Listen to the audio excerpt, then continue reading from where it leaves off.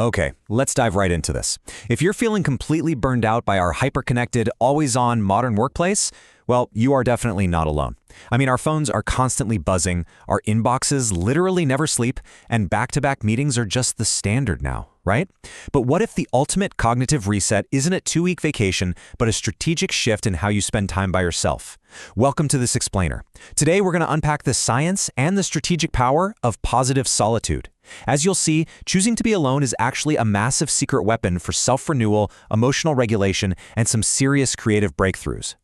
So here's our roadmap for today. We'll look at alone versus lonely, the health risks of loneliness, the power of positive solitude, how personality ties into all this, and finally, a practical guide for busy professionals. Let's jump in.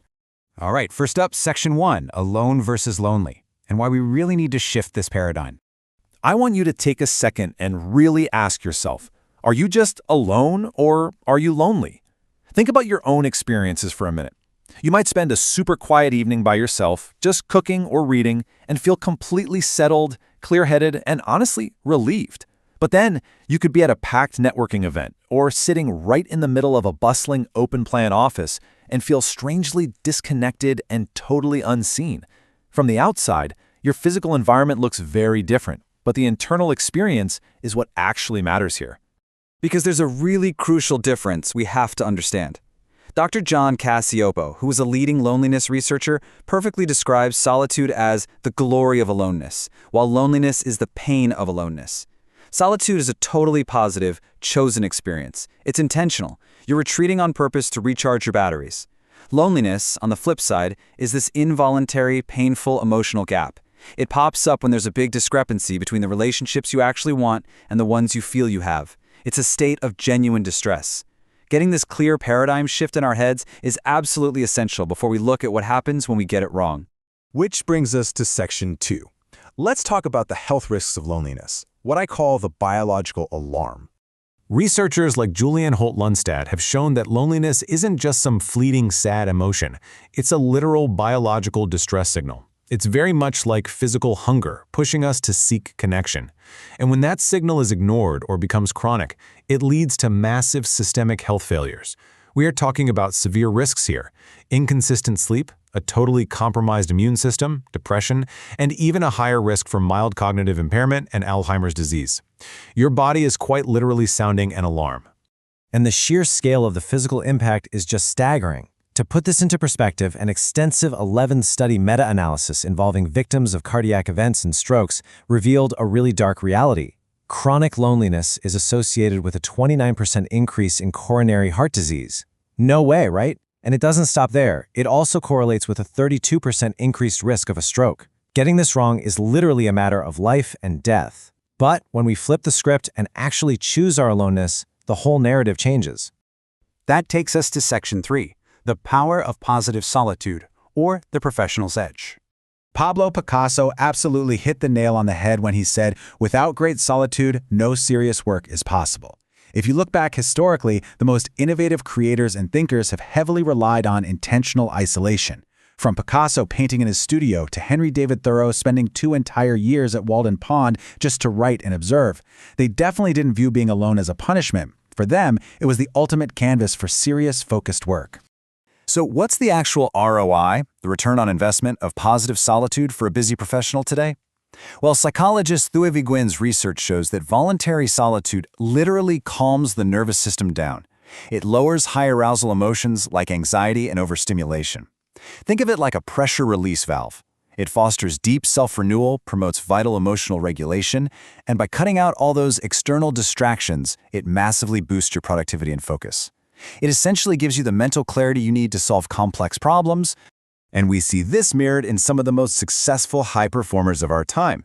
Bill Gates famously takes these solo think weeks out in a secluded cabin just to read, brainstorm, and process ideas without a single interruption.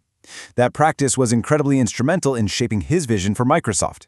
Similarly, Apple co-founder Steve Wozniak developed the very first Apple computer during countless hours of intentional solitude. These legendary leaders used strategic isolation to achieve massive cognitive breakthroughs. Now for Section 4, Personality and Solitude, the Science of Self. Because who we are really impacts how we do this.